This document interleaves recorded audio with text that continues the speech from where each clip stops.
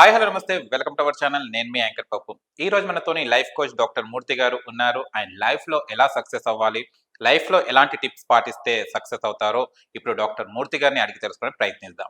నమస్తే సార్. నమస్తే అండి. మూర్తి గారు, లా ఆఫ్ అట్రాక్షన్ చాలా వరకు పదాలు యూజ్ చేస్తుంటారు. మీరు కూడా యూనివర్స్, యూనివర్స్ అవును. అంటుంటారు. అసలు ఈ విశ్వానికి, లా ఆఫ్ అట్రాక్షన్‌కి, డబ్బు సంపాదనకి అసలు ఏంటిది కనెక్షన్? మనకు, మనకు ఏం కావాలన్నా ఒక వైబ్రేషన్‌లో ఉండాలని చెప్పాం. అవును. ఆ వైబ్రేషన్‌లో ఉంటే మనకు ఆ ఫ్లో వస్తుందని చెప్పాం. ఈ ఫ్లోని ఇచ్చేదెవరు? ఇచ్చేది యూనివర్స్. హ్మ్. అంటే ఆ యూనివర్స్ అంటే ఏంటి? అంతే. ఈ యూనివర్స్ ఎక్కడుంది? యూనివర్స్ ప్రతి చోట ఉంది. సర్వవ్యాపకం. మన చుట్టూ ఉన్నటువంటిది యూనివర్స్. ఇప్పుడు మనిద్దరం కూడా యూనివర్స్‌లో ఉన్నాం. మీరు యూనివర్స్‌లో పార్టు, నేను కూడా యూనివర్స్‌లో part. You are part of universe. I am part of universe. మీలో యూనివర్స్ ఉంది. యూనివర్స్‌లో మీరున్నారు. అవును. యూనివర్స్‌లో నేనున్నాను. నాలో యూనివర్స్ ఉంది. మనిద్దరికి ఉన్నటువంటి కనెక్షన్ అదే కామన్ పాయింట్. అంటే నా కులం వేరు కావచ్చు, నా మతం వేరు కావచ్చు, నా ఊరు వేరు కావచ్చు. కానీ మనకిద్దరి మధ్య ఉన్నటువంటి క్లోజ్ అసోసియేషన్ ఏంటంటే మీరు యూనివర్స్‌లో భాగమే, నేను కూడా యూనివర్స్‌లో భాగమే. మీలో ఉన్నది యూనివర్సే, నాలో ఉన్నది యూనివర్సే. కాబట్టి మన ఫ్రీక్వెన్సీ ఎప్పుడైతే మనం ట్యూన్ చేసుకున్నాం అనుకోండి, మనకిద్దరికి ఈక్వల్‌గా ఫ్లో అవుతుంది. మీరు ఒక ఆలోచన చేశారనుకోండి, నాకు వెంటనే అది తెలుస్తది. హ్మ్. దీన్ని టెలిపతి అంటాం. అంటే చిన్నప్పుడు ఇంట్లో మనం మీరేదన్నా పొలమారిందనుకోండి, అమ్మగారు తెలుసుకున్నారో, లేకుంటే అమ్మకు పొలమారితే బిడ్డ ఎక్కడున్నాడో అవును. వెంటనే గుర్తొస్తుంది కదా! ఇదే టెలిపతి అంటే. అంటే హ్మ్. ఒకే ఫ్రీక్వెన్సీలోకి మనం వెళ్ళినప్పుడు ఆటోమేటిక్‌గా వాళ్ళకు ఆ సిగ్నల్స్ అందుతాయి. కానీ దీన్ని సైంటిఫిక్‌గా మనం ప్రయత్నపూర్వకంగా ఈ ఫ్రీక్వెన్సీని డెవలప్ చేసుకుంటున్నాం ఇక్కడ. ఇది సైంటిఫిక్ మెథడ్. అలా పొలమారడం అనేది గ్రాడ్యువల్‌గా అందరికీ ఉన్నటువంటి అనుభవమే. మనం సిస్టమాటిక్‌గా ఎళ్ళినప్పుడు దాన్ని చేసుకోవచ్చు. టెలిపతి అని కూడా అంటారు.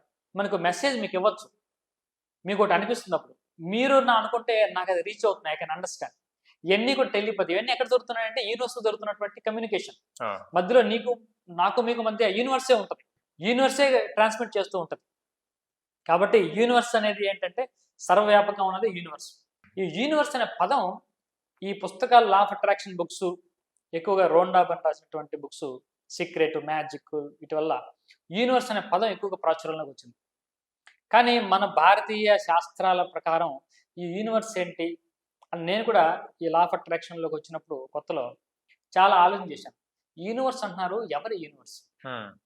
అంటే దేని గురించి వీళ్ళు యూనివర్స్ అని అంటున్నారు అని నేను ప్రశ్న వేసుకున్నాను. నేను కొంత స్టడీ చేశాను. నేను కొంత ఆధ్యాత్మికమైనటువంటి కొంత జ్ఞానము కొంత ఉండడం వల్ల గ్రంథాల మీద కొంత పరిచయం ఉంది. గ్రంథాల గురించి రెఫర్ చేశాను. యూనివర్స్ అంటే ఎవరిని అంటున్నారు ఇక్కడ యూనివర్స్? అంటే మన గ్రంథాలు ఎక్కడో చెప్పే ఉండొచ్చు. అదే. చెప్పకుండా ఉండరు. ఎందుకంటే హాన్స్ పీటర్ డ్యూయర్ అనే అతను ఒక ఆర్టికల్ రాసాడని చెప్పాను ఇంతకుముందు.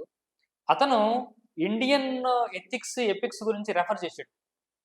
కాబట్టి ఇండియన్ ఎపిక్స్ గ్రంథాలు దీని గురించి చాలా బలపరుస్తున్నాయి. ఈ కాన్సెప్ట్‌ని ఏంటి మ్యాటర్ ఈక్వల్ టు ఎనర్జీ అనే కాన్సెప్ట్‌ని బలపరుస్తున్నాయని ఆ ఇండియన్ ఎపిక్స్ గురించి చెప్పాడు అతను. హ్మ్. కాబట్టి అతను ఏం చెప్పాడంటే ఏ డ్యుయాలిటీ అని చెప్పాడు. ఏ డ్యుయాలిటీ అంటే మనం అద్వైతం అంటామే, అది అద్వైతం అని చెప్పి. అంటే ఈ శక్తి మొత్తం ఉన్నటువంటి అద్వైతం రెండోది లేదు అని అర్థం. హ్మ్. మనలో ఉన్నది ఎనర్జీ, మనము ఎనర్జీ, బయట ఎనర్జీ, లోపల ఎనర్జీ, ఉన్నది ఎనర్జీ ఒకటే. యాహ్! దీన్ని అద్వైతం అన్నారు కదా! దాన్ని అతను ఏ డ్యుయాలిటీ అని చెప్పాడు. హ్మ్. కాబట్టి అంత స్పష్టంగా చెప్పారంటే మన గ్రంథాల్లో కూడా దీని గురించి ఎక్కడో ఉంటది అనే కొంత వెతికాను. వెతికితే విశ్వం విష్ణుర్వ షట్కారో అని ఒక విష్ణు సహస్రనామంలో వస్తది. విశ్వం అని చెప్పారక్కడ. అంటే విష్ణువు గురించే ఈ విశ్వం అని చెప్పారా అని కూడా నేను ఆలోచించాను. లక్షణాలన్నీ దగ్గర ఉన్నాయి. మొత్తానికి దేవి భాగవతంలో నాకు అర్థమైంది ఏంటంటే, ఈ యొక్క శక్తి లేకుంటే యూనివర్స్ అని ఎవరిని అంటున్నారంటే అమ్మవారినే యూనివర్స్‌గా చెప్తున్నారు. ఆవిడకు ఒక పేరు కూడా ఉంది. హ్మ్. దేవి భాగవతంలో చెప్పారు. ఆవిడ పేరు భువనేశ్వరి దేవి. హ్మ్. ఈ బ్రహ్మాండ భువనాలన్నింటికి అధికారిని ఆవిడ. కాబట్టి ఆవిడ పేరు భువనేశ్వరి దేవి. ఈ భువనేశ్వరి దేవి లక్ష్మీదేవి. ఎందుకంటే లక్ష్మీ అష్టోత్తరంలో ఆఖరి నామం భువనేశ్వరి నమః అని వస్తుంది.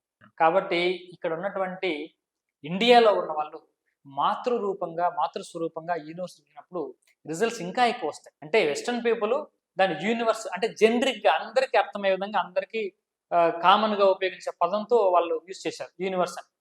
కానీ ఇండియాలో భువనేశ్వరి దేవే యూనివర్స్.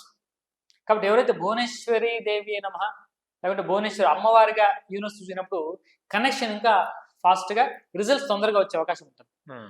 అంటే ఎవరైతే యూనివర్స్‌తో తల్లితో ఒక బిడ్డ ఎలా కనెక్ట్ అవుతుందో అలా కనెక్ట్ అయినప్పుడు రిజల్ట్స్ ఫాస్ట్ అవుతాయి.